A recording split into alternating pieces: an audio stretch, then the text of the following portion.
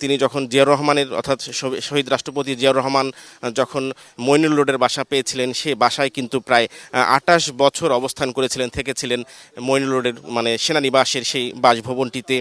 কিন্তু ভাগ্যের নির্মম পরিহাস, যখন শেখ হাসিনা সরকার প্রধান ছিলেন তখন তিনি তাকে প্রতিহিংসাবশত তার সেই বাসাটা থেকে অর্থাৎ মইনুল রোডে সেই বাসা থেকে ২০১০ সালে ১৩ই নভেম্বর তাকে সেখান থেকে উচ্ছেদ করেছিলেন। এবং তারপরে তিনি বেগম সেই পরিস্থিতি অর্থাৎ যখন মইনুল রোডের বাসা থেকে তাকে উচ্ছেদ করা হয়েছিল তখনকার পরিস্থিতি নিশ্চয়ই সবার মনে আছে কি পরিস্থিতি হয়েছিল। তখন বেগম খালেদা জিয়া সংবাদ সম্মেলন করে জাতির সামনে অভিযোগ করেছিলেন তার নিজের বাসা, তার স্বামীর স্মৃতি বিজড়িত সেই বাসার থেকে তাকে উচ্ছেদ করার সেই ঘটনাটি।